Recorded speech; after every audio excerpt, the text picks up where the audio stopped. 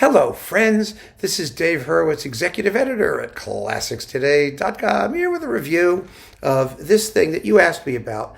This is Vladimir Jurowski conducting Stravinsky Volume 1 with the London Philharmonic. These are live recordings, of course, and in this Volume 1 we get, this must be a chronological cycle at some point, we get the Symphony in E-flat, the Faun and Shepherdesses, which I keep calling the Owl and the Pussycat, but it's not. It's Faun and Shepherdess, that tiny little three song cycle. The Scherzo fantastique, Opus 3, the Funeral Song, which was just recently discovered, Opus 5, and the original Firebird, sort of, and the Rite of Spring. So here they all are. How is this two-disc set? Frankly, well, let's put it this way. Disc 1 is better than Disc 2, not surprisingly, because it's more unusual music. The symphony is very, very nicely performed. It's a vibrant, really bracing performance of an absolutely uninteresting work. I mean, my goodness, Stravinsky was so talentless in his early music. The first symphony, the Symphony in E-flat, has, first of all, it reveals absolutely nothing of the composer to come, other than his inability to write a memorable tune, which he could never do. He was always at his best modeling.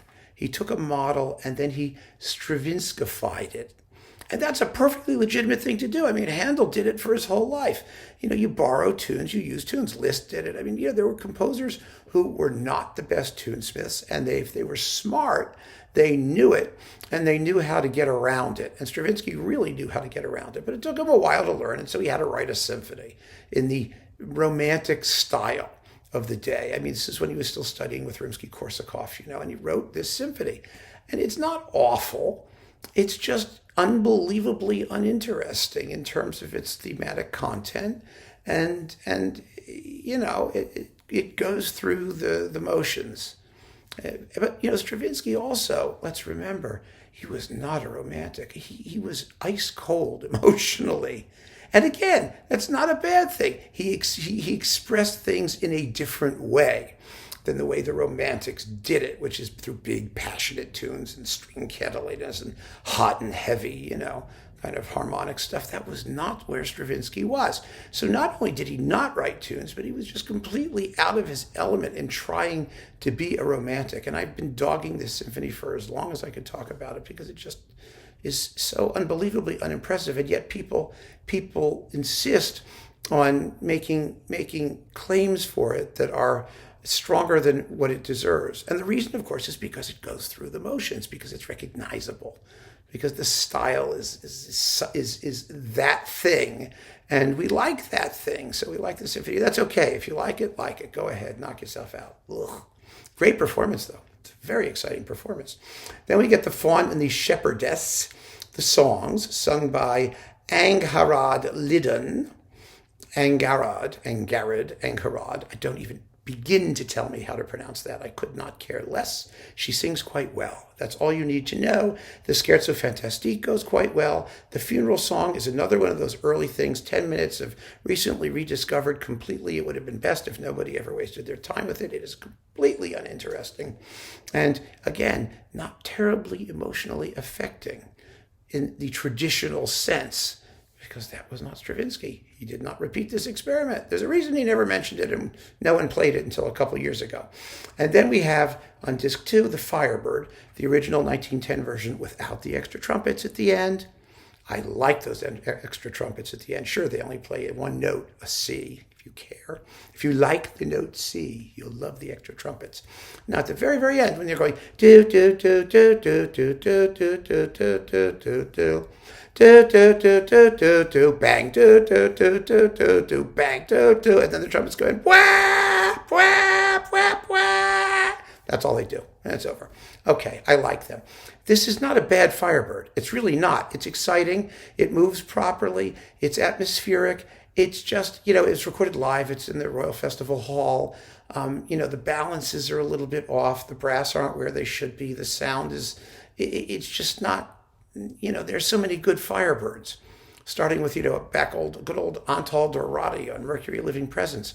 And a lot of them done with like London orchestras, interestingly enough. But it's not special.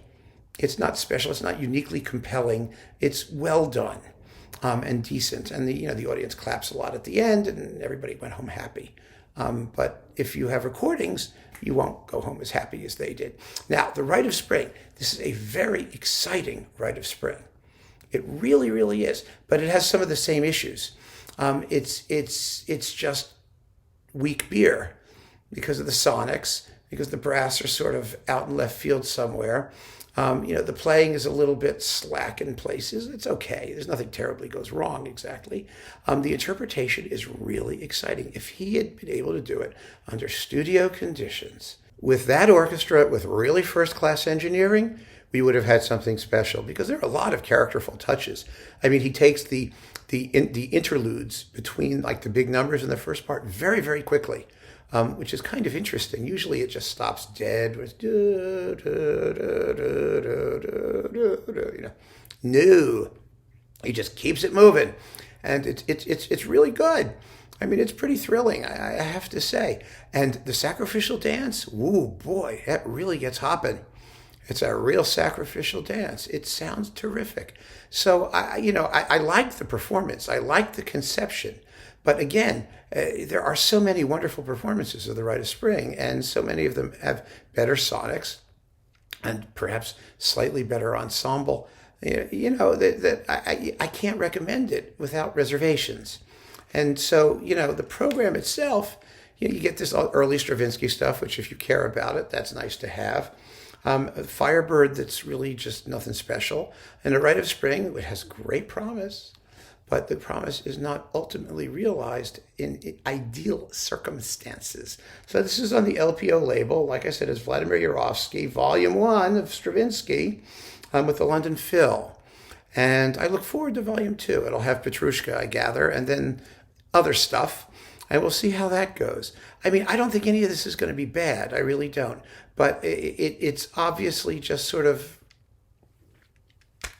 okay. Maybe a little better than that. Okay plus. I wish it were better. Keep on listening, friends. Thanks for joining me. Take care.